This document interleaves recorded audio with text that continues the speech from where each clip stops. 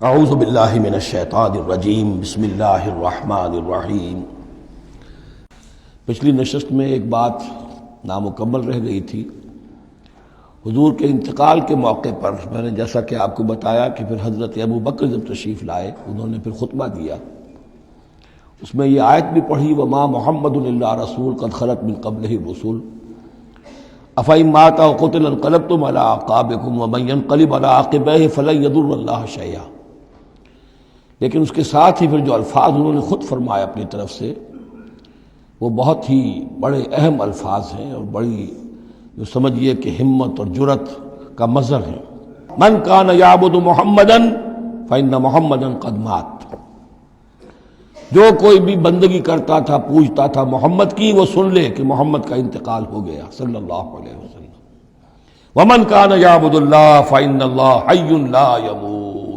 اور جو کوئی اللہ کی بندگی کرتا تھا، اللہ کو پوجتا تھا، وہ یاد رکھے کہ اللہ تعالیٰ زندہ ہے، اس پر موت وارد نہیں ہوگی۔ اب ہم آگے چل رہے ہیں وَلَقَدْ صَدَقَكُمُ اللَّهُ وَعْدَهُ۔ اب یہ جو عارضی شکست ہو گئی تھی اور مسلمانوں کو زخم پہنچی جس سے ان کے دل زخمی تھے، اس کے ضمن میں اب یہ بہت ہی قول فیصل کے انداز میں یہ آیت آئی ہے وَلَقَدْ صَدَقَكُمُ اللَّهُ وَعْدَهُ۔ دیکھو مسلمانوں، تم ہم سے کوئی شکایت نہیں کر سکتے، اللہ نے تم سے اپنا وعدہ پورا کر دیا تھا۔ استحسونہم بإذنہ، جبکہ تم انہیں قتل کر رہے تھے اللہ کے حکم سے، تہتے کر رہے تھے، فتح ہو گئی تھی، ہمارا وعدہ پورا تھا۔ حتی اذا فشلتم وتنازعتم فی الامر وعصیتم من بعد ما اراکم ما تحبون، یہاں تک کہ جب تم ڈھیلے پڑے، یہاں ڈھیلے کا ترجمہ کچھ اور بھی کیا گیا ہے، میرے نزدیک تم نے ڈسپلن کو ڈھیلا کیا۔ نظم جو ہے سم و طاعت، اور سم و طاعت میں ظاہر بات ہے کہ ایک ہی شخص کی اطاعت نہیں ہوتی۔ حضور صلی اللہ علیہ وسلم کی اطاعت بھی فرض تھی، اور حضور نے کسی کو امیر مقرر کیا اس کی اطاعت بھی فرض تھی۔ آپ نے فرمایا من اطاعنی فقد اطاع اللہ، جس نے میری اطاعت کی اس نے اللہ کی اطاعت کی۔ ومن عصانی فقد عصى اللہ، جس نے میری نافرمانی کی اللہ کی نافرمانی کی۔ ومن اطاع امیری فقد اطاعنی، جس نے میرے مقرر کردہ امیر کی اطاعت کی اس نے میری اطاعت کی۔ ومن عصى امیری فقد عصانی، جس نے میرے نامزد کردہ امیر کی نافرمانی کی اس نے میری نافرمانی کی۔ تو اگرچہ حضور کے قول کی تو انہوں نے تعویل کر لی تھی کہ حضور نے تو ہم سے کہا تھا وہ شکست کی صورت میں کہ اگر ہم سب بھی اللہ کی راہ میں قتل ہو جائیں، تم دیکھو کہ چیلیں اور کوے ہمارا گوشت کھا رہے ہیں، تب بھی یہاں سے مت ہٹنا۔ تو ایک تعویل ہو گئی تھی۔ انہوں نے جان بوجھ کر حضور کے حکم کی خلاف ورزی نہیں کی، لیکن خلاف ورزی کی ہے جو لوکل کمانڈر تھے ان کے حکم کی۔ ومن عصى امیری فقد عصانی، یہ ہے اصل معاملہ اجتماعی زندگی کا۔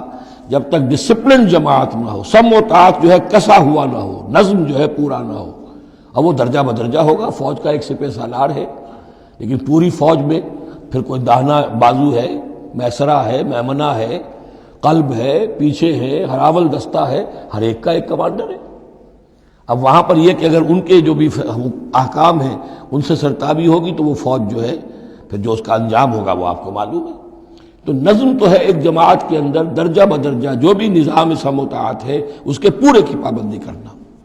حتی اذا فشلتم، جب تم ڈھیلے پڑ گئے، وتنازعتم فی الامر، اور امر میں تم نے جھگڑا کیا، وعصیتم من بعد ما اراکم ما تحبون، اور تم نے نافرمانی کی اس کے بعد کہ تم نے وہ چیز دیکھ لی جو تمہیں محبوب ہے۔ میری تعویل اس آیت کے بارے میں یہ ہے، اور بعض علماء نے تو خیر اس کو بہت پسند کیا ہے، بعض نے جو صحابہ کرام سے اتنا قلبی لگاؤ نہیں رکھتے انہوں نے کہا یہ خام خواہ کو صحابہ کی وکالت کرتے ہیں۔ میرا یہاں پہ موقف یہ ہے کہ بعد ما اراکم ما تحبون سے مراد مال غنیمت نہیں ہے، اس لیے کہ مال غنیمت کی تقسیم کا قاعدہ جو ہے غزوہ بدر کے بعد ہو چکا تھا، چاہے کوئی شخص کو جمع کرے نہ کرے برابر کا حصہ اسے ملے گا۔ یہاں من بعد ما اراکم ما تحبون سے مراد فتح ہے، اور اس کے لیے قرآن یفصل بعضہ بعضا، سورہ صف کی وہ آیت وَأُخْرَىٰ تُحِبُّونَهَا نَصْرٌ مِّنَ اللَّهِ وَفَتْحٌ قَرِیب، گویا کہ یہاں بندہ مومن کو دنیاوی کامیابی کو بھی اپنا مقصود نہیں بنانا ہے۔ کامیابی کسے پسند نہیں ہے؟ مقصود نہیں، مقصود ہے اللہ کی رضا جوئی اور اپنا فرض ادا کرنا، مقصود یہ رہے۔ باقی کامیابی ہو ناکامی ہو جو کچھ بھی ہو اللہ کی مرضی ہے، اللہ کی حکمت ہے، اللہ کب فتح لانا چاہتا ہے وہ بہتر جانتا ہے۔ تو یہاں من بعد ما اراکم ما تحبون اکثر نے یہ سمجھا ہے کہ اس سے مراد ہے مال غنیمت کی طلب میں وہ وہاں پہرا چھوڑ کر چلے گئے۔ میرے نزدیک یہ بات صحیح نہیں ہے، یہاں پر ما تحبون سے مراد فتح ہے۔ وَلَقَدْ صَدَقَكُمُ اللَّهُ وَعْدَهُ إِذْ تَحُسُّونَهُم بِإِذْنِهِ حَتَّىٰ إِذَا فَشِلْتُمْ وَتَنَازَعْتُمْ فِي الْأَمْرِ وَعَصَيْتُم مِّن بَعْدِ مَا أَرَاكُم مَّا تُحِبُّونَ مِنكُم مَّن يُرِيدُ الدُّنْيَا، تم میں سے وہ بھی ہیں جو دنیا چاہتے ہیں، دنیا میں کامیابی ہو جائے، ہمارا بول بالا ہو جائے، حکومت ہماری قائم ہو جائے۔ مِنكُم مَّن يُرِيدُ الدُّنْيَا وَمِنكُم مَّن يُرِيدُ الْآخِرَةَ، تم میں وہ بھی ہیں جو صرف آخرت کے طالب ہیں۔ ثم صرفکم عنہم، تو گویا کہ تم ہم سے شکایت نہیں کر سکتے، کوئی شکوہ نہیں کر سکتے، لیکن جب تم نے یہ کام کیا حتی اذا فشلتم وتنازعتم فی الامر وعصیتم من بعد ما اراکم ما تحبون، اس کے بعد فرمایا ثم صرفکم عنہم لیبتلیکم، پھر اللہ نے تمہارا رخ پھیر دیا ان کی طرف سے۔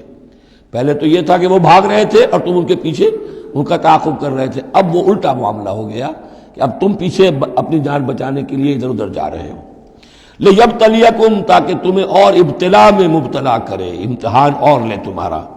وَلَقَدْ عَفَا عَنْكُمْ، لیکن ساتھ ہی معافی نامہ بھی ہے، اللہ تمہیں معاف کر چکا ہے۔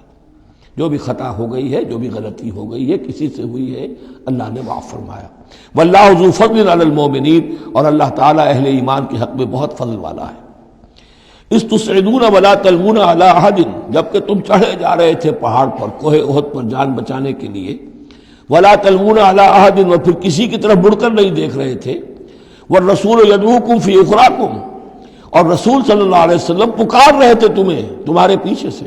بھگدڑ جب بچ جاتی ہے تو صورت یہ ہو جاتی ہے۔ حضور کے گرد تو آ گیا تھا، نرغہ کر لیا گیا تھا، اور یہ کہ بعض صحابہ نے اپنے جسموں کو ڈھال کا کام، یعنی ڈھال کے طور پر استعمال کیا ہے، تب حضور صلی اللہ علیہ وسلم کو وہ بچانے میں کامیاب ہوئے ہیں۔ ویسے تو بچانے والا اللہ ہے، لیکن جو وسائل دنیاوی ہیں اس کے اعتبار سے۔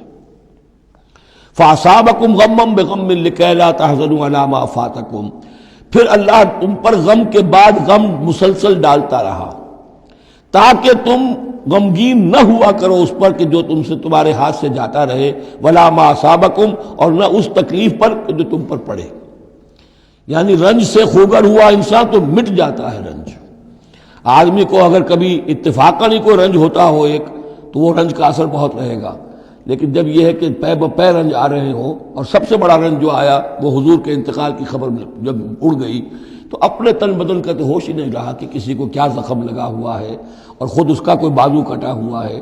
اس طریقے سے اللہ تعالیٰ نے ان کے جو اس وقت کی کیفیت تھی اس میں ایک تخفیف پیدا کر دی۔ واللہ خبیر بما تعملون، اور اللہ تعالیٰ باخبر ہے اس سے جو تم کر رہے تھے۔ صدق اللہ العظیم۔